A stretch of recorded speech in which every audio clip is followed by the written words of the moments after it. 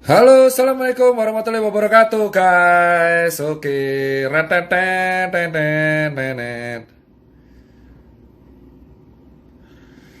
Sekarang saya akan berbicara mengenai beberapa data ya. Nih, bentar, saya airplane. Jadi gini, guys. Sebelumnya saya pakai kopi sekarang. Ini live kelima. Terima kasih akhirnya saya tadi dapat kabar banyak. Kita review dulu. Tadi yang berita pertama, selamat bermalam minggu dulu. Selamat menonton bola juga buat fans MU, fans Liverpool nanti. Saya juga akan nonton bola, makanya saya majukan live-nya habis maghrib.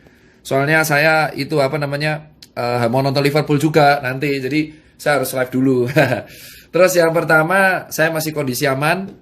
Alhamdulillah live 1 sampai 4 kemarin dirangkum dan masuk line today. Terus ada laporan juga Surabaya sukses menurunkan angka aktif tinggal 4%, terus tracingnya bagus, gratis juga swabnya. Nanti saya akan jelaskan kenapa pentingnya swab gratis ya. Terus dan kondisi-kondisi kenapa kok saya bilang bukti pertama bahwa COVID itu ditunggangi politik. Terus kedua, selamat juga buat Sumatera Barat, juga gubernurnya mantap, gitu udah melakukan swab gratis. Ini terlepas politik, saya selalu apresiasi terhadap kepala daerah yang care sama warganya. Memang sih tindakan ini beresiko, tapi ini harus saya lakukan. Dan itu yang Tegal akhirnya kena sanksi. Berarti Pak Ganjar memegang janjinya kemarin DM saya bahwa yang terkait yang mengadakan akan dibredel dan disanksi satu persatu. Kita tunggu janji dari Pak Ganjar. Terus yang soal Bekasi, saya nggak bisa viralin karena sudah viral duluan. Tapi alhamdulillah nih kayaknya akan ada ownernya akan dipanggil. Iya, ownernya siapa tuh? Namanya apa? Broker cafe akan dipanggil. Hari ini di live kelima kita akan lebih ke analisa. Ya di Bekasi tenang Pak, COP86 itu ownernya akan segera dipanggil oleh pihak berwajib. Tenang saja, bukti sudah lengkap ya. Jadi kita pengen keadilan, jangan hanya rakyat yang di lapangan yang dirazia. Kita juga butuh keadilan. Jadi kita akan mengajari beberapa analisa. Yang pertama, teman-teman banyak yang berkata, kayak akun telur kemarin tanya, pentingnya swab apa sih gitu. Terus pentingnya swab apa sih? Terus apa itu herd immunity dan kawan-kawan? Kita akan terangkan ya. Sebelum kita melanjut ke data. Jadi saya akan share yang pertama nanti data dari perbedaan data Surabaya dan Pemprov di bulan Juni yang akhirnya viral.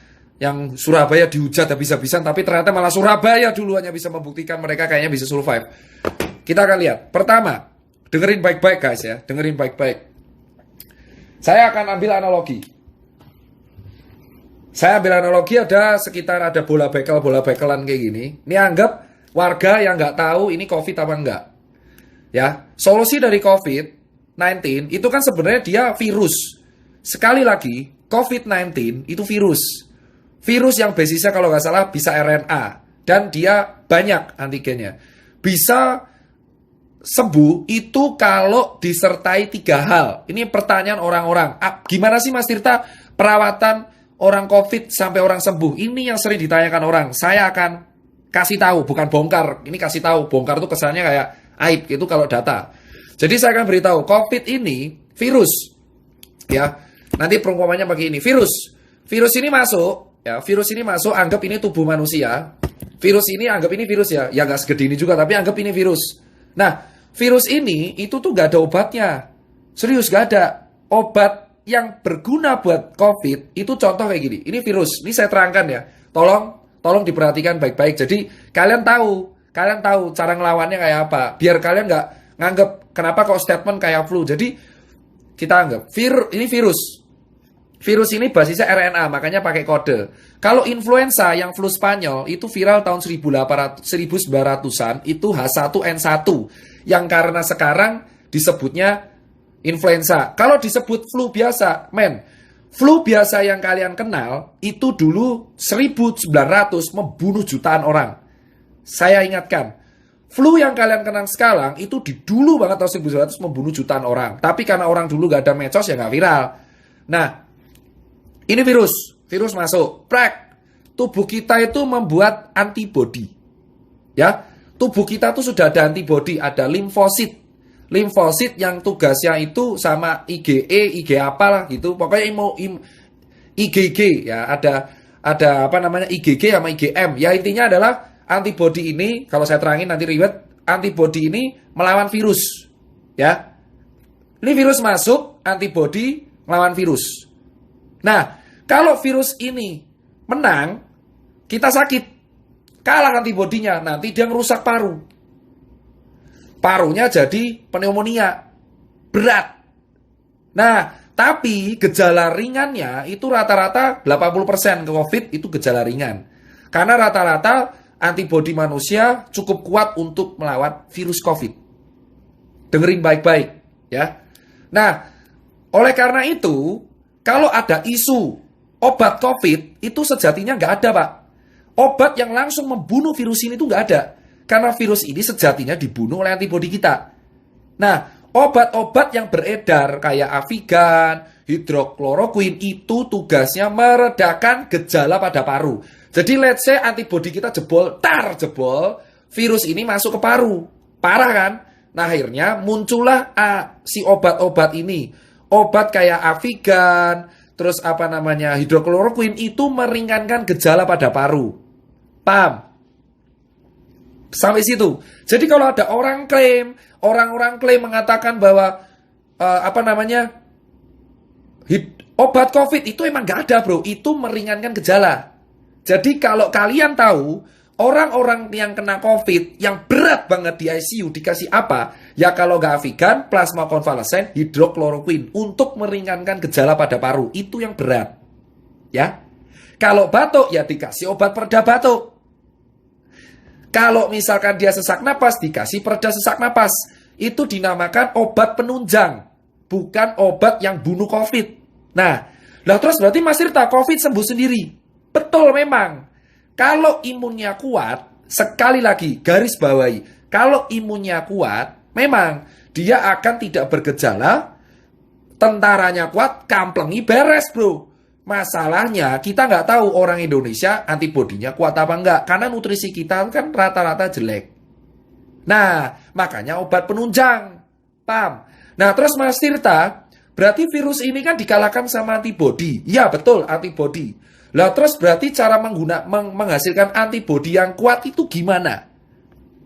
Ya, cara menghasilkan antibodi yang kuat itu dengan cara nutrisi. Makan banyak protein. Loh, kenapa makan banyak protein? Karena protein merupakan zat pembangun tubuh. Makanya kalau orang fitness, orang olahraga, rata-rata suplemennya protein. Pernah kalian pasti dengar, orang yang hobi fitness pasti tetih telur. Makanya kamu lihat kenapa pebasket NBA, kenapa pesepak bola, itu COVID cuma 4 hari sembuh. Jawabannya, karena protein dan suplemennya tercukupi. Ibrahimovic kemarin kena COVID, langsung dia bilang, dia nggak kenapa-kenapa. Karena nutrisi tercukupi. Nah, kalian tahu Indonesia banyak orang yang nggak tercukupi nutrisinya. Sampai segini kalian paham? Jadi kalau ditanya, obat COVID ada? Nggak. Obat COVID yang langsung membunuh itu nggak ada. Adanya adalah obat yang meringankan gejala pada paru. Nah, terus kedua, yang bisa mengalahkan COVID adalah antibodi kita. Limfosit, imunoglobulin G dan M. Makanya kalau di rapid ada IgG IgM. Kalau ada swab juga IgG IgM. Paham? Nah, kenapa kok di swab? Sekarang saya jawab. Telur selalu bertanya, kenapa di swab? Gini bos, virus COVID ini, virus itu kan RNA. RNA itu zat, ya kayak ada DNA, ada kimia. Jadi kayak sel itu, saya terangkan secara singkat. Ada sel, ada kromosom ada RNA. RNA ini yang bawa gen. Ya. Nah, virus ini itu bisa nyerang kalau ada cantelannya, bro. Nah, ada cantelannya. Jadi kayak gini. Nah, ini virus. Ini virus. Saya ulangin, ini virus. Nah, ini tuh ibaratnya adalah sel tubuh. Sel tubuh kita tuh kayak gini. Ya nggak segede ini, tapi anggap aja sel tubuh kita kayak gini. Nah, virus ini virus. Virus ini tuh bisa nyantel kalau cangklongannya ini sesuai. Paham? Nah, ternyata yang sel-selnya sesuai amin itu di tenggorokan sama di paru. Makanya virusnya itu langsung nempel di tenggorokan. Tak! Langsung di paru. Tak! Tubuh kita alarm. Woi, bro, ada orang asing, bro. Sikat. Orang asingnya siapa? Wah, anjing, COVID-19. Langsung dia ngasih tentara. Kalau tentaranya menang, ya kita sembuh. Makanya disebutnya self-limiting disease. Memang kalau imunnya kuat. Makanya Neymar, terus kemarin Ibrahimovic, Robert Pattinson bisa sembuh 4 hari. Kenapa? Bro, atlet kuat imunnya. Virus masuk diajar langsung sikat. Paham? Sampai sini paham? Kenapa kok di swab? Karena swab ini reseptor virus COVID paling banyak tuh di sini, bro. Tenggorokan. Tenggorokan sama perbatasan hidung dengan tenggorokan. Makanya di swab. Harapannya dilihat selnya. Oh, no COVID tesu. Gitu. Makanya saya nanti akan kaitan kenapa saya solusinya swab gratis. Paham? Nah, Mas Tirta, berarti kalau orang kena virus, berarti orang yang pernah kena DB, orang yang pernah kena DB atau influenza dulu lebih kuat. Betul. Kenapa? Itu kayak kapalan. Contoh, kamu kalau main gitar, ini kan kapalan, kayak saya. Contoh, orang kena DB, orang kena DB, orang kena tipes bakteri, sorry. Orang kena DB, terus orang kena hepatitis, orang kena virus influenza H1N1, dia posisinya akan lebih kuat. Kenapa? Karena antibodinya sudah biasa diajar. Makanya yang kena COVID rata-rata orang kaya. Itu alasan kenapa orang gelandangan, orang gila, orang di pasar jarang kena. Karena tentaranya sudah siap. Paham bosku? Itu teori utamanya ya. Itu teori utamanya. Saya terangkan dulu nih. Biar kalian nggak salah kaprah. Jadi kalian tahu, memang benar virus ini bisa sembuh sendiri kalau imunnya kuat. Nah, kalau imunnya nggak kuat, pakai obat penunjang. Nah, ini baru bahas strukturnya. Makanya kalau kalian tanya, kenapa orang gila nggak pernah COVID? Karena imunnya kuat, mas. Bacila sampah dimakan aja kuat ya.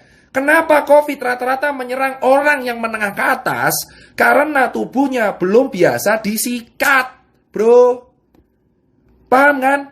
Nah, dari sini kan kalian tahu kenapa ke orang gila, gelandangan, pasar nggak kena. Makanya semakin sering kalian di lapangan, malah kena. Kenapa, bro? Debu jalanan, polusi, makan cuma nggak cuci tangan aja aman itu orang-orang. Kenapa? Karena kita imunnya kuat duluan. Itu alasan kenapa orang di lapangan kuat. Tapi virusnya masuk nggak menginfeksi. Kenapa? Kuat, bro. Awake kuat. Coba kamu lihat kuli, bangunan. Masuk angin, kerokan sembuh. Makanya semakin dulu dia kena penyakit, ini COVID mental. Itu alasan kenapa yang kena COVID rata-rata menengah ke atas, perkantoran. Dari dulu saya teriak perkantoran. Kenapa? Karena orang perkantoran itu ringkih. Paham bro? Makanya disinilah saya bangga. Alhamdulillah saya pernah gak enak, pernah hidup di jalan, pernah kurang mampu. Di sini saya bilang, orang-orang yang hidup di jalan terbiasa dikeras, itu imunnya lebih kuat, mas. Itu alasan kenapa akun telur bertanya, kenapa orang gila nggak pernah kena, kenapa gelandangan nggak pernah kena, kenapa Jerry nggak kena, kenapa saya nggak kena, karena kita pernah hidup keras, bro. Bersyukurlah kalian yang hidup keras, karena dengan adanya COVID, kalian yang selamat duluan. Itu alasan, bro. Makanya COVID ini menjadi seleksi bahwa jangan nyepelein orang kecil. Karena yang selamat duluan sekarang orang kecil. Karena mereka terbiasa hidup keras, hidup susah, makan gak enak. Bakterinya banyak. Otomatis tentaranya lebih kuat. Itulah alasannya kenapa saya terangkan dulu pelan-pelan ini di level 5. Paham? Kenapa ke orang kantor lebih sering kena? Mas, sekarang saya terangkan orang kantor. Kembali lagi. COVID itu antibodi kita. Orang kantor cuma duduk dari jam 7 pagi. Kerja ngadep laptop. Kena AC. Gak kena matahari. Duduk tok. Makan fast food. Delivery. Pulang jam 8. Tidur kurang. Main HP terus. Kena AC. Kalau kena COVID tentaranya lemah. Itu alasan klaster perkantoran di Jakarta paling gila. Kenapa DKI paling fatal? Karena orang-orangnya kerja di kantor. Imunnya lemah semua. Nah, terus cara meningkatkan imunnya gimana Mas Tirta? Makan enak. Makanya ketika COVID ini yang selamat justru orang kecil. Kenapa orang kecil? Orang susah karena mereka terbiasa hidup susah. Jangankan COVID, hepatitis A, B, C, D, E, F, G sampai H aja mereka selamat. Itulah alasan. Emang orang kecil itu ketinggalan di duniawi, tapi soal COVID mereka selamat pertama kali. Saya bisa statement ini kenapa? Saya melihat di lapangan kuli panggul di Wonokromo, kuli panggul di Makassar, kuli panggul di Pasar Legi Solo, itu yang selamat duluan. Kenapa, Mas? Mereka ini makan 2 kali sehari nasi tempe, gak cuci tangan, tapi selamat. Kenapa? Tentaranya kuat. Jangankan COVID, DB aja misalnya selamat. Keroi selamat. Paham sekarang kawan-kawan? Paham? Lah terus obat COVID apa, Mas? Pasien yang dirawat COVID itu ada 2. Ini adalah jawaban buat kalian semua yang bertanya kepada saya. Pasien COVID itu diapain? Gini, kalau dia OTG, dia cuma dikasih diet tinggi protein. Jadi banyak makan makanan yang mengandung protein. Telur putih, ikan, salmon, makan enak. Pengobatan COVID ini makan enak. Sumpah, pengobatan COVID saya lihat sendiri pasien COVID itu dikasih makan semua enak. 3 kali sehari. Gitu, makannya enak. Dikasih infus 20 TPM RL. Terus kalau batuk dikasih obat batuk. Nyeri telan dikasih obat anti nyeri telan. Kalau misalkan panas dikasih paracetamol. Dikasih vitamin B kompleks. Sama dikasih vitamin C. Lah kalau bergejala gimana, Mas? Kalau sesak napas, pakai obat contoh Avigan, hidrokloroquin, ambroxol, salbutamol, dan kawan-kawannya. Kalau sampai pneumonia, dia masuk ICU, pakai ventilator kalau gagal napas. Tapi tetap pengobatannya adalah antibiotik dosis tinggi. Jadi diharap antibiotik dosis tinggi ini kan buat bakteri. Antibiotik ini diharapkan bisa menumbuhkan tentara-tentara kita di dalam tubuh biar menang. Loh, berarti obat kita antibody, Mas. Benar, caranya apa? Makan, bro. Nah, makanya saya bilang, gimana kita mau mengharapkan warga kita sehat kalau nggak ada yang bisa makan? Makanya biayanya mahal karena mangan enak. Paham, bosku sekalian? Paham? Itulah artinya kenapa saya bilang dari kemarin, kita percuma menjaga protokol kesehatan jika kita tidak bisa memberikan ketahanan pangan untuk warga kita. Makanya saya salut sama Jering karena dia membagikan makanan. Makanan adalah nutrisi, nutrisi penunjang antibodi. Protein itu zat pembangun antibodi paling kuat, menjadi limfosit, lalu ada IG, imunoglobulin, M dan G, itulah pelawan-pelawan COVID di dalam tubuh. Gimana orang mau sehat kalau nggak bisa makan? Kalau kita cuma pakai masker, tapi kita nggak makan, sama aja tetap sakit. Dasarnya udah salah. Itulah yang saya bilang, 3M memang harus dilakukan, tapi menjamin warga kita bisa makan itu juga penting. Maka saya bilang selama warga kita nggak bisa makan, COVID tetap akan ada karena giliran. Yang selama duluan rakyat kecil. Jika kalian rakyat kecil dari dulu ditindas, di COVID kalian berjaya. Saya jamin orang kecil, orang yang biasa ditindas itu adalah orang yang paling berjaya di COVID karena mereka nggak akan pernah ngerasain COVID ini. Kalaupun pernah OTG doang. Kenapa? Imunnya kuat. Itu pertama. Terus soal vaksin gimana, Mas Tirta? Gini, tadi udah jelas ya. Berarti benar, COVID memang self-limiting disease asal imunnya kuat. Kalau imun nggak kuat, pakai obat. Loh, Mas Tirta, soal vaksin gimana? Oke, kita udah tahu. Tentara. Nah, Pak, akhirnya WHO pakai cara instan. Ya disebut vaksin. Vaksin ini adalah virus dilemahkan. Jadi tentara kita diadaptasikan karena kita tahu warga kita rata-rata hidupnya adalah di kantor. Nah, virus ini digebuki dulu di luar. Asuwe jancuk. Nah, virus ini digebuki di luar. Virus COVID ini digebuki di luar. Cok asu, lemah dia. Udah lemah dimasukin ke tubuh, dikeroyok karo antibodinya. Ini virus nih, vaksin itu gini. Ini vaksin, ini virus COVID. Diculik, gebuki saya asu. Nah, virus COVID ini sebabak belur dimasukkan ke tubuh. Harapannya antibodi kita, cok ono virus kuwi nyasar, lemah, gebuki. Harapannya muncul antibodi alami. Vaksin itu memicu antibodi alami.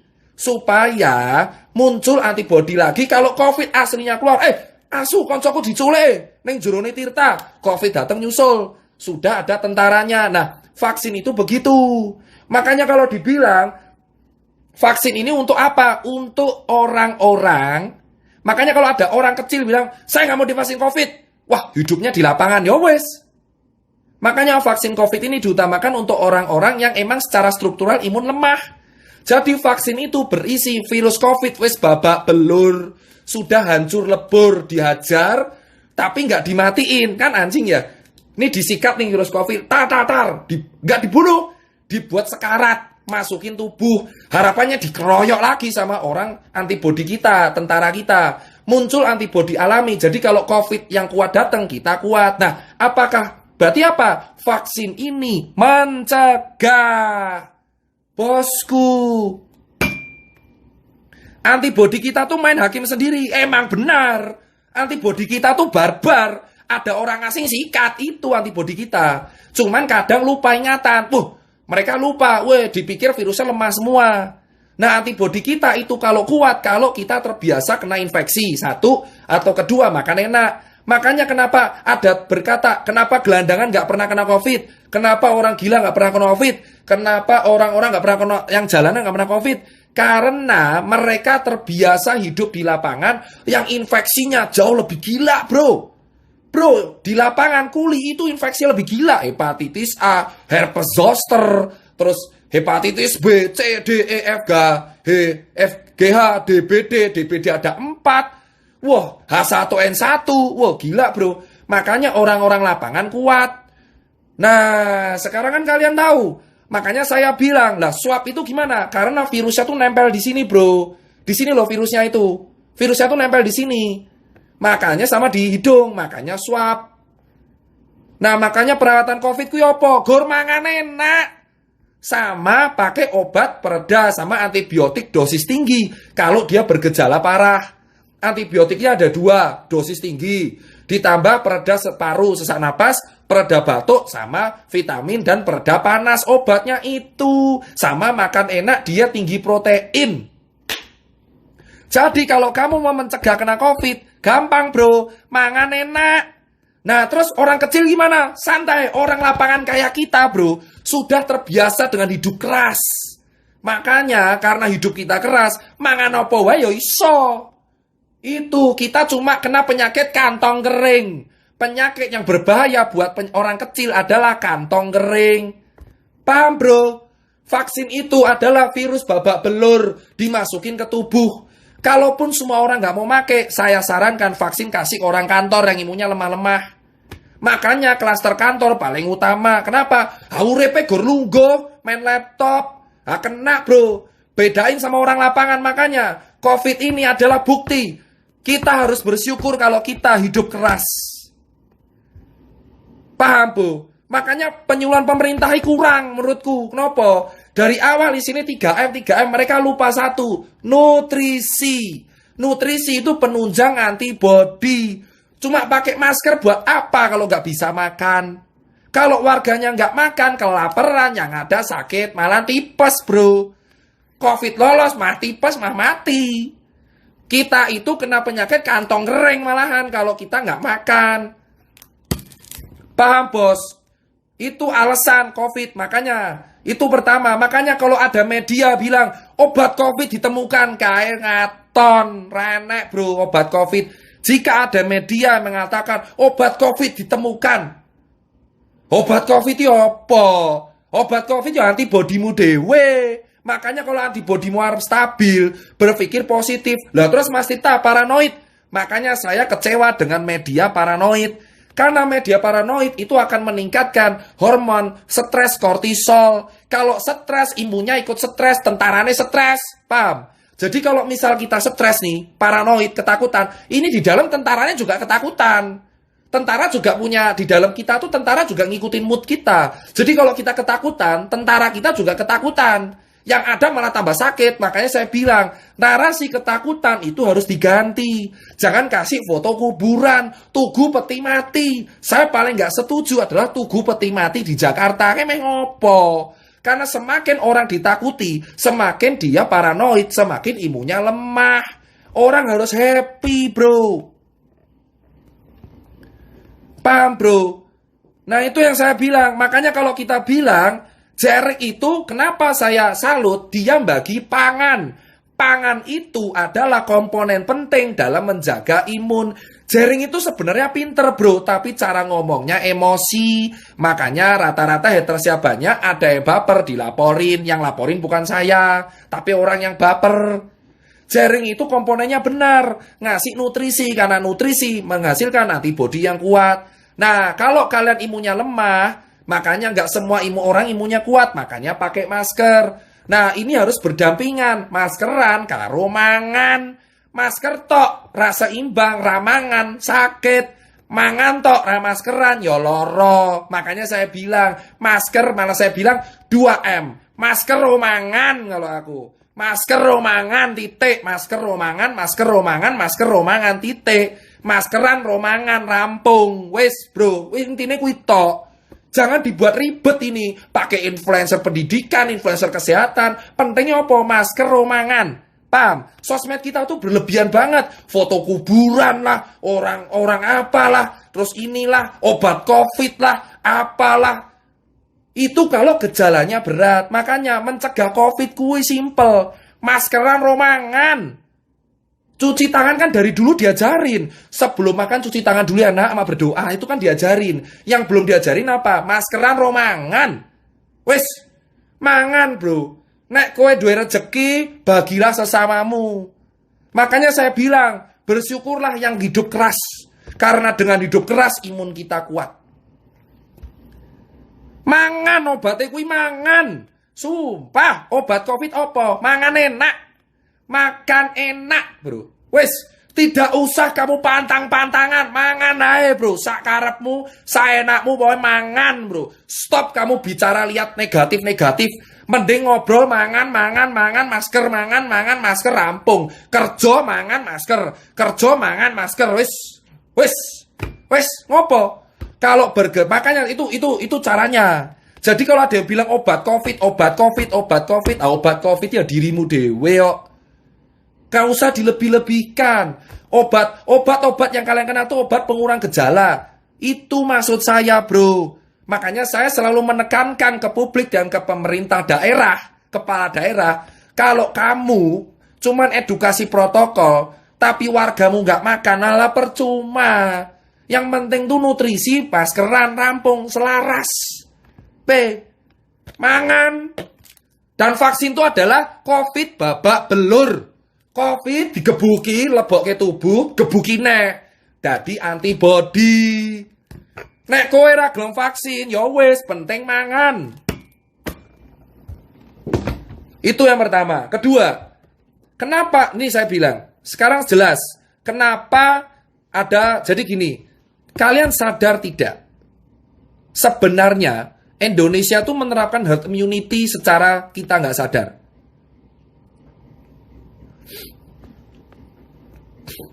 Ya, yang benar adalah apa saya bilang ya, Indonesia itu sebenarnya sudah menerapkan herd immunity. Secara kalian nggak sadar. Paham? Herd immunity, ini saya baca. Herd immunity itu adalah, nih saya baca ya. Ini saya baca nih. Herd immunity, saya bawa datanya nih. Mana herd immunity. Nih, herd immunity adalah, ini saya baca sumbernya dari Mayo Clinic. Di Mayo Clinic, saya akan lihatkan. Saya bacakan, herd immunity itu adalah terjadi ketika ada sebuah bagian dari komunitas yang menjadi tahan atau kebal dari sebuah penyakit yang menyebabkan mereka menyebarkan satu persatu. Syarat dari herd immunity ada dua. Pertama, vaksin. Kedua adalah infeksi natural. Nah, makanya saya bilang, jika ada nakes yang mengatakan kita tuh gak herd immunity. Nah, kalian tuh sadar gak? Kita secara gak langsung sudah menerapkan herd immunity. Saya mendapatkan sumber dari ini web kalau saya dokter ya. Mayo Clinic ORG. Ini adalah kayak website kalau saya dulu kuliah dokter pakai ini semua kalau diskusi. Jadi, herd immunity itu diraih dari dua hal. Satu, vaksin. vaksinasi. Kedua, natural infeksi. Lah terus kalau pemerintah bilang kita tidak herd immunity, lah ini sumber jurnal aja mengatakan bahwa salah satu syarat herd immunity adalah 1 vaksin, 2 infeksi natural. Secara nggak langsung kita ini sudah mengalami infeksi natural. Karena infeksi kita tambahnya ribuan per hari, tidak terkontrol, tapi banyak yang sembuh. Paham maksud saya? Ketika banyak angka positif naik, tapi diiringi angka kesembuhan yang naik, itulah ada salah satu gejala herd immunity. Paham nggak? Jadi secara nggak langsung, kita tuh sudah menerapkan herd immunity. Cuman orang kita tuh malu ngomong. Herd immunity diraih dari 2 hal. 1, infeksi natural. 2, vaksinasi. Vaksinasinya Januari. Jadi secara nggak langsung kita nih OTW herd immunity. Kenapa saya bilang gejala herd immunity adalah infeksinya masif, angka positif naik, diiringi angka kesembuhan yang naik. Tapi angka kematiannya ini harus turun. Kalau angka kematian turun berarti kebal. Orang sakit auto sembuh. Nah, angka kematian kita tinggi. Nah, itu yang diaudit, tanda tanya. Kenapa angka kematiannya tinggi? Apakah datanya benar emang matinya tinggi? Atau memang dia komorbid? Atau straight karena COVID? Itu yang dievaluasi, bosku. Kemana aja 7 bulan? Ini 7 bulan kemana aja? Ini 7 bulan. Saya nerangin ke orang awam aja bisa.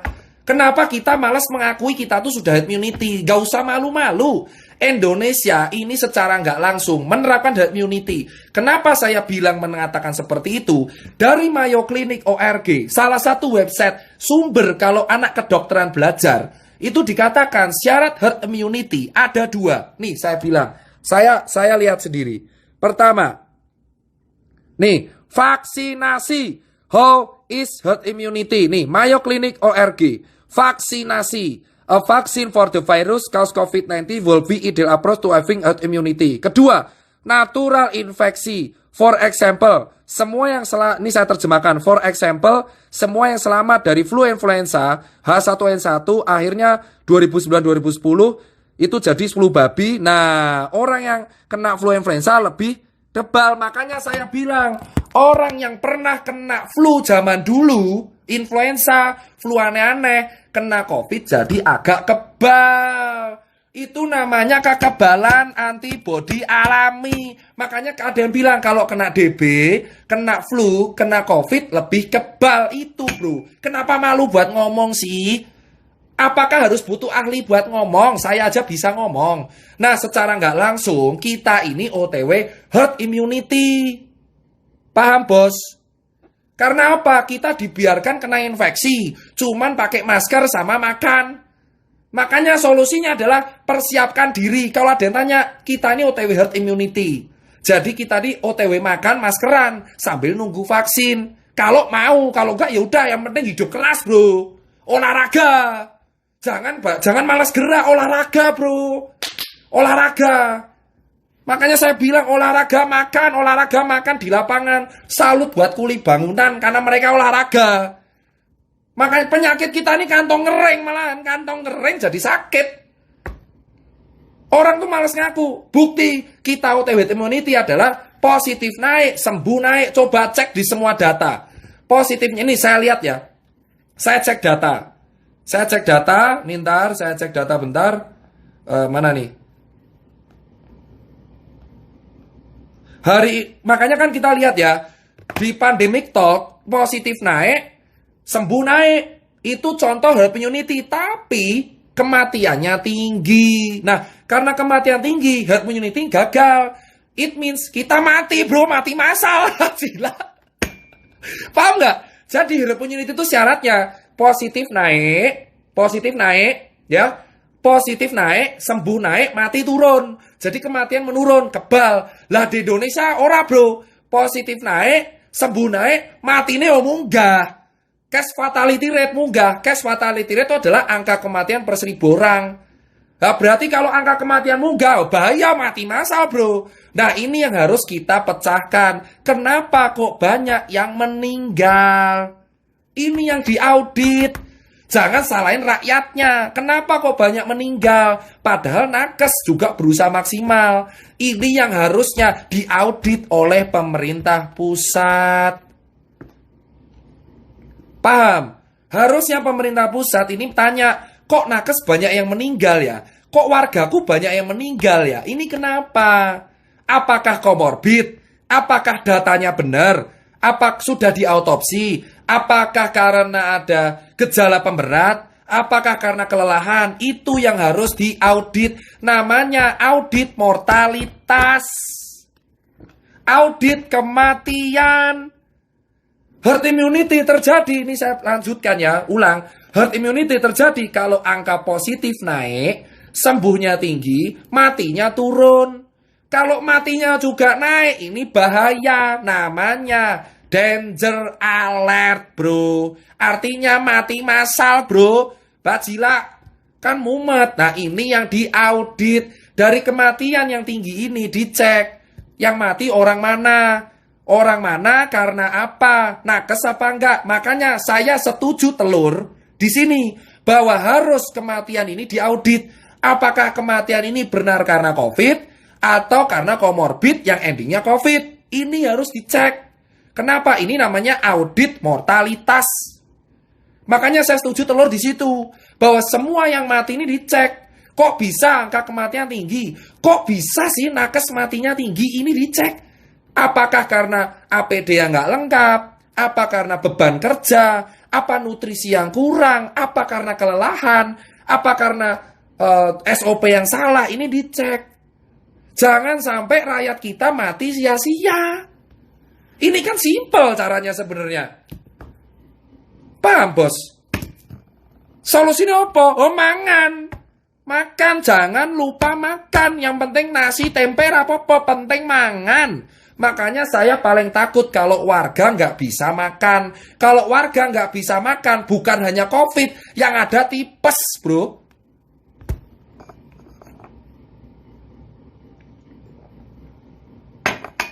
Itu yang meninggal dicek. Kenapa kok bisa meninggal? Apakah dikarenakan dia COVID? Penyebabnya apa? Kok bisa parah gitu loh. Ini yang dicek. Apakah dia kena stroke terus kena COVID? Terus meninggal. Apakah karena dia kelelahan kena COVID? Meninggal. Ini yang harus dibuat penelitian metode kohort. Penelitian. Harusnya ada audit tim epidemiologi. Itu yang saya tanya. Nakes tugasnya bekerja. Menyembuhkan. Relawan kayak saya edukasi. Rakyat cari kerja, cari makan. Negara melindungi. Kepala daerah menjamin kesehatan dan kemakmuran rakyatnya. Paham, bos? Sudah kejawab semua, bro. Dari awal saya ngomong, gatel banget. 7 bulan saya baru lihat. Saya tuh lihat perawatan COVID. Makan enak, dikasih obat, sesak napas dikasih, olahraga. Makanya kalian sering lihat kan, orang astronot malah joget-joget kan apa? Happy. Happy, bro. Yang penting happy. Bahagia, jauhkan media paranoid. Semakin paranoid, imun rendah. Gak makan, imun rendah. Gak pakai masker, keinfeksi. Makanya, masker romangan. Itu solusi saya. Masker romangan, wis. MRM. Masker romangan, masker romangan, masker romangan, masker romangan. Pateni TV-ne narasi positif. Saling gotong royong. Wis rampung, bro. Ini makanya saya bilang, penerapan PSBB di Jakarta awal mulanya saya kira bagus. Karena ngelok kantor, saya kira ini PSBB DKI ngelok kantor. Karena problemnya tuh kantor. Orangnya ringke-ringke. Kalau orang lapangan, kuat-kuat, bro. Lah kok malah yang dirazia orang lapangan kan bingung, bro. Orang lapangan tuh udah kuat. Sudah kebal. Harusnya yang kena kantor. Lah malah kantornya dibuka, lapangannya sing di PSBB. Kan kebalik logikanya. Itulah makanya saya bingung. Saya kira di awal saya setuju yang di lock kantor. Karena orangnya ringkeh, bro, sumpah. Bedina udah tudut, rangopo. Lah orang lapangan ojol, kena matahari, srengenge terus, panasan, mangan sane. Nah yang dicegah orang lapangan. Lah kan bingung. Orang lapangan ini penyakitnya kanker, kantong kering. Malah ramangan, malah loro tipes. Harusnya di lock itu kantor. Makanya saya bilang kalau PSBB-nya nggak efektif, malah orang lapangan. Lah malah sekarang gini, yang di lock orang lapangan. Lah orang kantor ya tinggal pindah Bekasi bro, rame-rame. Makanya apa itu di broker cafe, coffee shop malah rame. Itu orang Jakarta semua bro. Karena di sini ditutup semua. It mean PSBB Jakarta gagal. Paham bro? Sebenarnya kejadian di Bekasi itu bukan salah Bekasinya. Tapi salah berarti bukti PSBB ini Jakarta gagal. Wes, percaya bro. Saya berani ngomong kenapa? Itu cek semua. Orang yang ke coffee broker itu orang Jakarta bro rata-rata. Karena mereka bingung di Jakarta nggak ada tempat nongkrong. Eksodus neng Bekasi. Padahal biasanya Bekasi dibully. Kota planet. Ketika PSBB ke Bekasi. Jelas. Makanya saya nggak mau upload yang coffee broker. Kenapa? Karena orang yang di broker coffee ini orang Jakarta. Malah menjadi bukti bahwa gagal PSBB-nya. Paham nggak bro? Orang lapangan itu orang paling survive. Orang lapangan tuh gak akan nongkrong-nongkrong, cari duit. Kuli bangunan, pemulung, gelandangan, PKL, ojol, terus kuli pasar, pedagang pasar, preman pasar, terus supir taksi. Itu adalah orang lapangan. Orang yang seharusnya dikasih makan. Berarti Bekasi ramai itu karena Jakarta. Berarti bukti sudah tidak usah PSBB. Kenapa? Goro-goro PSBB, orang Jakarta ke Bekasi malah kafe ini rame. Paham bos? Ini ngapain ada Anjay sih? Hei Lutfi, kamu itu udah ngurusi Anjay Kurinjay aja. Nggak usah ke live saya ngapain. Makanya saya bilang bosku, ini orang yang ke Bekasi itu orang eksodus dari Jakarta. Saya sarankan PSBB Jakarta itu cukup kantor. PSBK. Pembatasan sosial skala besar khusus kantor. Nah, PSBK. Pembatasan sosial berskala kantor. Nah, gitu loh bro. PSBK. Saya usul PSBK. Pembatasan sosial berskala kantor. Kenapa? Karena yang bermasalah kantor pak. Orang ngiring. Kalau orang-orang lapangan dijamin kuat pak. Wes stop. Los kemawon. Los kemawon, orang yang lapangan tuh mangannya susah, penyakitnya kanker, kantong kering. Obat covid, mangan ro maskeran. Wes, jelas. Obat covid, hidrokloroquine, Avigan, opolah antibiotik itu pereda. Pembuat stimulasi supaya antibodinya kuat, jadi kayak tank. Paham bro? Makanya saya salut sama wartawan. Wartawan itu imunnya kuat. Keliling, pangane lali, nyari berita terus. Wartawan, polisi, TNI, Satpol PP, nakes, relawan, ojol, taksi, supir online, pemulung, preman, kuli pasar, kuli panggul, kuli bangunan, kuli semen, Pak Ogah, tukang parkir, tukang semen, tukang adonan, PKL, ibu-ibu panggul, tukang jual tisu, anak pengamen, anak pang, skateboarder, itu imunnya kuat bro, gak usah diurusin. Kuat, mantap. Sing bener PSBK. Pembatasan sosial berskala kantor. Orang kantori ringke bro mesake. Dipus kerja 12 jam kena AC terus. Nah itu kantor yang bener Pak Anies. Gitu. Itu saya suruh, saya kan relawan DKI tolong ya. Nah karena PSBB-nya gagal, makanya orang Jakarta ke Bekasi nongkrongnya di broker coffee shop. Karena ada akustik. Lah berarti salah siapa? Salah Bekasi? Ya enggak, Bekasi emang enggak ada PSBB. Sebelum ada PSBB Jakarta, PSBB Bekasi coffee broker ya rame biasa wae.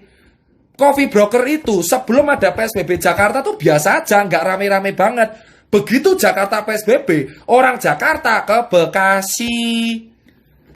Makanya saya bilang ini itu bukti bahwa PSBB efektif.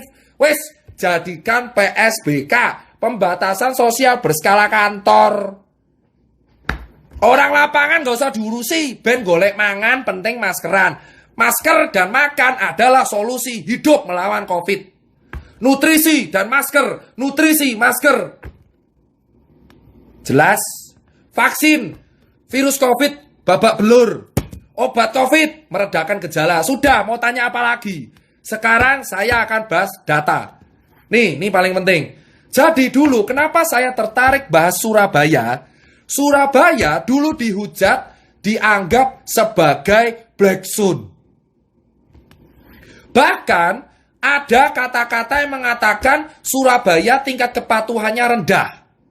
Nah, sekarang saya bongkar. Saya tanya dari staf Pemkot, langsung. Saya sudah izin, boleh. Nih, saya lihatkan. Namanya siapa nih tadi? Anjing, lupa cuk namanya. Tito. Nih, Mas Tirta, saya staf Pemkot Surabaya. Jadi awal mula gini, bro. Nah, jadi awal mula itu ada penelitian.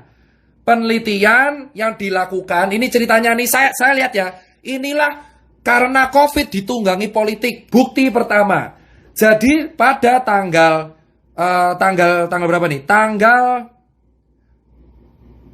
Mei. Nih ya, ini saya lihatkan ya, tapi jangan kaget. Saya akan terangkan dulu. Jadi di bulan Mei, Surabaya Pemkotnya melakukan penelitian bersama dengan Persakmi dan IKA Fkam Unair. Dilakukan dalam 2 tahap, Mas Tirta. Semua tahap dilakukan selama PSBB jilid 1 dan 2 pada bulan Mei. Nah, hasil penelitian oleh saya, Persakmi dan IKA FKM Unair ini oleh Pemprov Jatim diubah menjadi bulan Juni. Lah, ini saya nggak bohong, ini data, bro. Saya tanya, ngapain Pemprov Jatim ubah-ubah data? Nih ya, Surabaya ini rasa lopo-opo. Dari awal mereka berjuang sendirian. Bu Risma itu jabatan sudah terakhir. Bentar lagi sudah nggak jabat. Wes sepuh. Saya bacakan sekali lagi kalau ada wartawan yang nonton. Jadi, pada bulan Mei, Persakmi dan IKA FKM Unair melakukan penelitian kepatuhan masyarakat tentang masker selama PSBB di 2 tahap. Ini untuk Jawa Timur subjeknya. Nah, namun oleh Pemprov, datanya ini diubah menjadi penelitian bulan Juni. Padahal ini dilakukan sebelum PSBB, yaitu Mei. Lalu data ini diserahin ke Pak Presiden. Wah, dia enggak, bro. Selain diganti tanggal, Mas Tirta, Pemprov juga mengganti lokasi penelitian yang awalnya Jatim menjadi Surabaya Raya. Kan gila, ini bukti pertama. Nih ya, nih, saya lihatkan. Nih datanya. Ini, lihat nih. Ini data dari Pemprov, data dari Pemkot. Ini yang bawah adalah data Pemkot yang asli. Distribusi kepatuhan masyarakat Jawa Timur 19 Mei. Buruk memang, Mei. Lalu di bulan Juni, loh, datanya sama tapi ubah tanggal, lokasinya beda. Terus diserahin ke Pak Presiden. Pak Presiden marah ke Bu Risma. Ini awal mulanya Surabaya dihujat. Edan nggak, bro? Pak Jokowi itu nggak tahu apa-apa loh. Pak Jokowi itu nggak tahu apa-apa, cuma datang mau survei. Kenapa dikasih data yang seperti itu? Ini yang saya tanyakan. Ayo Pemprov Jatim, klarifikasi. Ini data saya dapatkan dari saudara Tito Adam, staf Pemkot, Humas Pemkot Surabaya. Bu Risma memilih untuk diam. Bu Risma memilih untuk mengakhiri drama tersebut.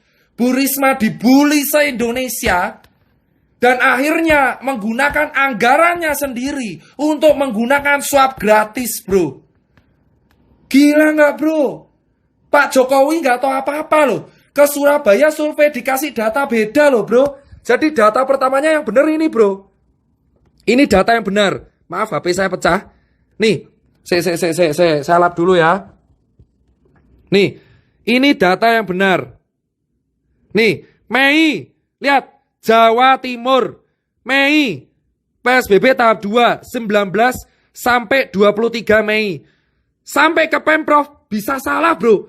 Surabaya Raya, 23 Juli 2020. Hapiye bro, ini data Pemprov, ini data Pemkot. Lah kok beda? Ayo, Pemprov tolong jawab, kenapa kok bisa beda? Kenapa? Ini walaupun masa lalu, ini akhirnya membuat stigma satu negara langsung ke Surabaya. Bu Risma malahan sekarang, kota mana yang swab gratis selain Sumbar? Surabaya. Kan lucu, padahal ini saya nggak ngada-ngada. Data ini kalau saya upload, geger bro, geger. Saya nggak menjelek-jelekkan. Ini data saya dapat langsung dari staf Pemkot bernama Saudara Tito Adam. Benar. Nih ya datanya. Aduh kok blur. Nah, nih lihat datanya nih. Di Pemkot 19 Mei. Data survei kepatuhan masker. Di Surabaya, ini di Jatim. Jatim bro, Jatim. Tiba-tiba dipegang Pemprov jadi Juni dan Surabaya. Diserahin ke Pak Jokowi. Pak Jokowi langsung mengatakan statement 70% orang Surabaya tidak pakai masker. Bu Risma bantah. Dibully. Pak Jokowi nggak tahu apa-apa Pak. Pada waktu itu Pak Jokowi minta data. Lah yang saya kecewa adalah kenapa Pemprov Jatim kok tega ngubah data dan tanggal. Padahal ini penelitian Jatim bukan Surabaya bro.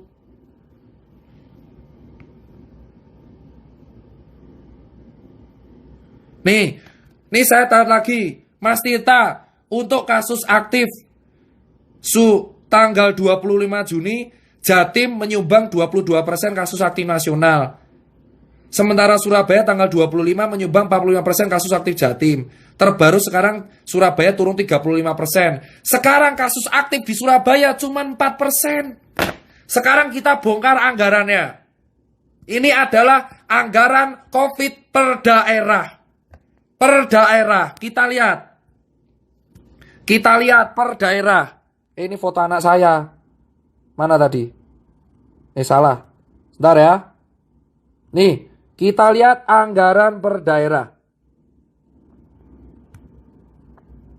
Nih, anggaran Kementerian Dalam Negeri, berita saya sambung dari anggaran Kementerian Dalam Negeri dari M-Business mencatat bahwa Provinsi DKI Jakarta merupakan daerah yang paling besar mengalokasikan anggarannya untuk penanganan wabah virus COVID jenis baru senilai 10 triliun. 10 triliun DKI bro. Urutan kedua adalah Pemda Jawa Barat 8 triliun. Oh my god. Lalu Jawa Timur 2 triliun. Jawa Tengah 2 triliun. Jogja cuma ratusan miliar. Sumbar kemana Sumbar? Gak ada bro. Terus kita lihat. Anggaran penanganan COVID Surabaya tuh 800 miliar tok pak. Dan Bu Risma sanggup membuat swab gratis untuk warganya. Sekarang kalian cek, anggaran terbesar COVID ada di Jakarta, 10 triliun. 10 triliun, nomor 2 Jabar, nomor 3 Jatim. Terus dari 2 triliun, Surabaya mendapatkan 800 miliar. Dan Bu Risma sanggup mengalokasikan untuk swab gratis. Gimana Sumatera Barat? Sumatera Barat. Mana Sumatera Barat? Duh. Ya, saya lupa capture. Terus kita lihat gimana kalau DIY? DIY 240 miliar, tapi COVID-nya sekarang kita lihat ya, Jakarta 10 triliun. Oh my god, 10 triliun duit KB bro, nolnya rolas. Swab gratis dong, Pak Anies. 10 triliun. Jawa Barat. Jawa Barat. Jawa Barat 8 triliun. Dan COVID yang naik tertinggi hari ini DKI Jakarta 764. Jawa Barat 600. Dua daerah dengan anggaran COVID terbesar. COVID-nya paling besar. Wes, tak bongkar, wes. Semoga besok saya masih hidup.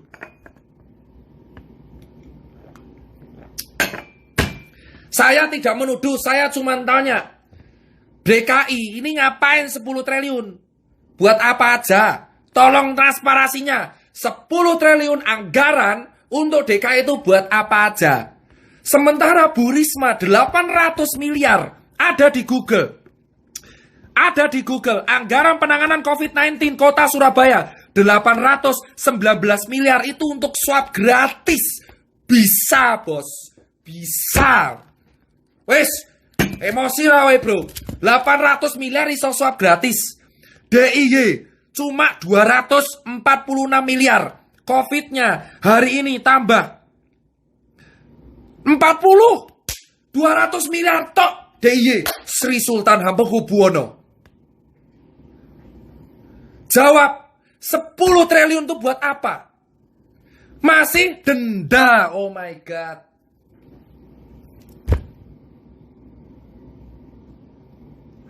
Mau nangis saya kalau lihat itu bro. Ini duit rakyat. Saya mau nangis bro kalau baca ini. Aku tuh mau nangisnya adalah Bu Risma itu aku ketemu bro di bulan Juni. Usia 70-an tahun. Dia tuh ngantor di halaman balai kota bro. Dihujat satu Indonesia loh. Kenapa saya sampai mau nangis adalah saya tuh datang ke Surabaya. Kondisi Surabaya tuh dihujat orang banyak. Dan Bu Risma tuh ngantor di depan balai kota panas-panasan bro. Umur 72 tahun pak. Dan digoreng satu negara. Diperolok. Sekarang swab gratis untuk rakyatnya. Kasus aktif 4% doang. Data diganti sama Pemprov. Di hadapan. Bener-bener bro. 1 tahun jabatan terakhir dia mau ngapain lagi? Apa kamu gak terenyuh lihat ibu-ibu sudah tua bisa berjuang demi rakyatnya, bos? 800 miliar bisa buat swab gratis. Di Yogyakarta, anggaran Sri Sultan aja cuma 246 miliar. Tapi COVID-nya sehari 40 doang. Gak pakai drama PSBB, bro. Jakarta 10 triliun, Pak. Ini buktinya. Nih, baca sendiri. Saya nggak hoax. Ini dari berita Bisniscom. 10,64 triliun. Nomor 2 Jawa Barat. Nomor 3, kita lihat Jawa Timur 2,4 triliun. Jawa Tengah 2,1 triliun. Aceh 1,17 triliun. Pemda yang paling banyak Kota Makassar 700 miliar. Jember 400 miliar. Bogor 300 miliar. Bengkalis 365 miliar, Tangerang 340 miliar. Pak Jokowi sudah ngasih duit ke daerah masing-masing. Lewat dalam negeri. Sedih gak bro? Itu uang rakyat. Makanya saya bilang swab gratis untuk rakyat. Supaya kita tahu siapa yang ringkih. Supaya yang ringkih bisa dirawat dengan baik, dikasih makan. Apa kamu gak sakit hati bro? Lihat orang tua, lihat Sumbar aja bisa swab gratis. Sumatera Barat bisa swab gratis. Surabaya bisa swab gratis. Jogja bisa stabil. DKI 10 triliun. COVID masih tertinggi se-Indonesia. Kalian bisa nilai. Ada di media. Dan masih ada denda masker. Saya mungkin setelah share kayak gini akan diserang buzzer semua. Ikhlas. Lillahi ta'ala.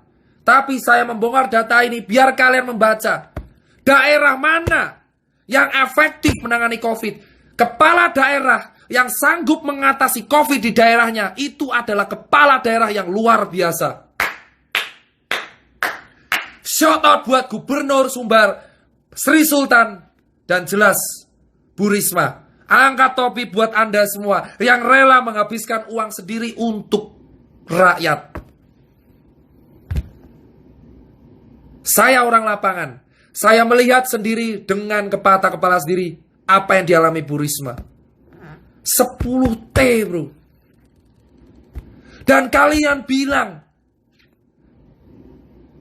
sekarang kalian bilang Pak Jokowi itu sudah bagi anggaran bro ke daerah-daerah masing-masing. Tanggung jawabnya kepala daerah itu bisa.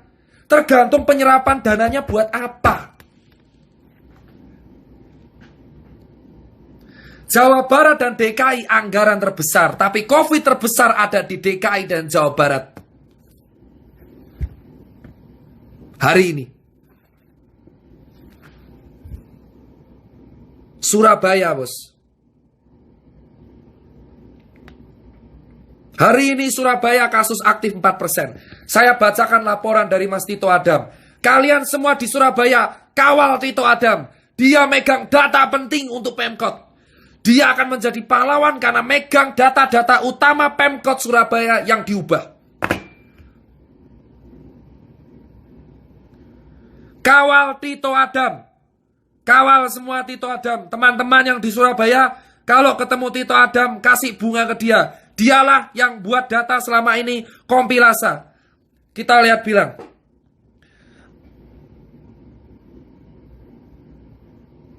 Nih, Mas Tirta. Dulu Surabaya susah mau tes Mas Tirta. Sekarang enak Mas. Tes gratis. Orang mau cangkruk aman. Tinggal tes gratis. Ponpes, pondok pesantren, tes gratis. Surabaya mengamati klaster baru. Alhamdulillah. Saat ini Mas Tirta, saya lapor. Kasus aktif di Surabaya 4%. Perihal konflik Surabaya Jatim, kami sudah ikhlas. Ibu Risma mikirnya COVID di Surabaya harus tertangani. 3T sesuai Mas Tirta bilang. Tes, tracing, dan treatment. Di saat pihak baru melakukan isolasi terpusat, Surabaya sudah melakukan isolasi di asrama haji bagi OTG, bagi komorbid dan gejala berat di RS. Kami melakukan testing massal. Tracing berjalan baik. Bahkan gak cuma teman puskesmas yang gerak, camat dan lurah di Surabaya turun. Tracing di keluarga pasien positif. Tempat kerja, pasar, pesantren. Alhamdulillah Mas Tirta, kami berubah. Kami perlahan bisa menekan penyebaran COVID di Surabaya. Hal ini bukan mengendurkan kami Mas Tirta. Di sisa jabatan Bu Risma, kami akan berjuang lebih keras. Salah satunya tes dadakan tanpa denda. Sidak masker. Kawal Tito Adam dan kawal Bu Risma bro. Itu adalah salah satu percontohan di negeri ini. Pejabat masih ada yang berjuang demi rakyat. Mas Tito Adam mengatakan, ini yang masker lagi dan penelitian tentang masker oleh Persakmi dan IKFKM UN itu sebenarnya dilakukan selama bulan Mei untuk Jatim. Tapi oleh Pemprov diubah menjadi penelitian bulan Juni. Padahal momen penelitian ada tingkat kepatuhan masyarakat PSBB. Bukan setelah PSBB. Gambar layar komputer adalah data Pemprov yang diubah saat paparan di depan Presiden. Ini maksudnya apa? Kenapa data diubah? Sedangkan layar tab kami adalah hasil penelitian Persakmi yang asli. Mas Tirta, selain tanggal, lokasi penelitian diganti. Penelitian dilakukan di Jatim tapi diubah menjadi Surabaya Raya. Saya siap bertanggung jawab Mas Tirta asal data ini. Berikut survei Persakmi PSBB Jatim Jilid 2. Berikut datanya. Ini dia data utama dari Persakmi. Paparan Persakmi Jawa Timur Mei 19 sampai 23 Mei. Ini adalah paparan yang dilakukan oleh Pemprov jilid 1 nih. Ini jilid 1, jilid 2. Ini yang dilakukan oleh paparan Gubernur Jatim. Beda bro. Beda bro, Masya Allah. Tega, ya Allah, ya Robi, tega bro. Beda bro. Kawal Tito Adam. Ini data lengkap. Bunuh saya kalau mau dapat HP saya. Hahaha. Ini data lengkap. Terjadi perbedaan data, survei Persakmi, dan paparan Gubernur Jatim di depan Pak Presiden. Pemprov Jatim harus menjelaskan itu. Kenapa Surabaya datanya diubah? Ini baru satu. Belum yang lain. Part 5 ditutup dari sekarang. Kalian tahu kepala daerah mana yang bisa menyerap anggaran? Anggaran terbesar COVID ada di DKI Jakarta dan Jawa Barat. Surabaya dan Sumbar bisa menerapkan swab tes gratis. Jogja, COVID bisa stabil. Kenapa daerah lain yang anggarannya besar malah tambah terus? Pertanyakan, audit, lalu transparansi data uang. Jika saya tidak menuduh siapapun. Saya sebagai warga negara Indonesia berhak untuk menanyakan transparansi data uang COVID untuk apa saja. Audit siapa yang mati itu karena apa? Kenapa di Indonesia kematian bisa tinggi? Kenapa kematian nakes di Indonesia bisa tinggi? Perjuangan rakyat, perjuangan nakes, perjuangkan hak segala bangsa. Perjuangkan hak segala rakyat untuk makan di negara kita. Itu duit rakyat, duit pajak kita. Kita berhak menanyakan. 10 triliun DKI, 8 triliun Jawa Barat. Jelaskan kemana saja anggaran itu terserap. Swab gratis, makan untuk orang lapangan, swab gratis perkantoran. Batalkan PSBB ganti dengan PSBK, pembatasan sosial berskala kantor. Data Jatim dan SBY ada di saya. Jika karena ini saya kena UU ITE, saya akan melindungi Tito Adam.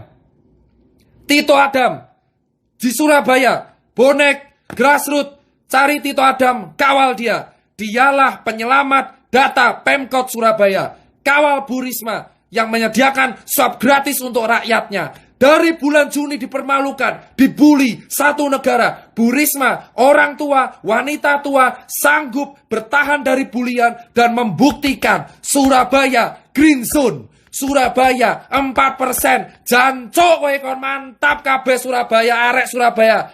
Bangga aku harus Surabaya. Juni kowe saiki so sanggup, September dadi percontohan. Surabaya pertahankan. Kowe nglindungi wong cilik. Mantap Bu Risma. Mantap Sumbar, mantap Jogja. Salam satu nyali, kawal Surabaya. Jangan mau datanya diubah lagi. Surabaya untuk Indonesia. Sumatera Barat, mantap. Pertahankan swab gratis untuk wisatawan. Jangan sampai Sumbar jadi red zone. Sumbar pertahankan terus percontohan Sumatera. Pilih jika kalian punya kepala daerah. Dukung kepala daerah kalian untuk swab gratis. Lindungi rakyat biar warga lapangan makan. Sekian live saya yang kelima. Frontal, tetap aktual. Jika dari live ini saya hilang, saya apapun, itu resiko menjadi bagian pertanggungjawaban. Denda DKI itu mencapai 6,5 miliar selama 4 hari. Tanyakan duitnya kemana. Tanyakan anggaran COVID DKI 10 triliun itu kemana? Saya menggunakan hak jawab saya. Jika saya diserang oleh banyak orang, saya terlepas dari politik, saya tidak peduli politik sama sekali. Saya warga negara Indonesia yang sah menggunakan hak freedom of speech, hak bertanya saya. Saya sebagai warga negara yang tinggal di Jakarta bertanya kepada pemerintah Provinsi DKI Jakarta, anggaran 10 triliun itu digunakan untuk apa saja? Kenapa tidak bisa mengadakan swab gratis seperti Surabaya dan Sumatera Barat? Dan Jawa Barat, tanyakan juga, Pak Ridwan Kamil, tolong 8 triliun itu buat apa saja? Manfaatkan yang baik. Kami rakyat titip. Pak Jokowi sudah membagikan uang ke setiap kepala daerah melalui Menteri Dalam Negeri. Tolong anggarannya terserap dengan baik. Kawal Tito Adam, kawal Surabaya. Saya nggak butuh dikawal. Tirta hilang akan muncul Tirta yang lain. Tirta mati akan muncul Tirta yang lain. Tirta mati akan muncul Tirta yang lain. Tirta tenggelam, Tirta dibungkam, akan muncul Tirta yang lain. Salam data part 5, lebih seram di data part 6. Ini bukti saya di handphone saya semua. Foto anak saya menjadi bukti. Ya. Sekian dan terima kasih.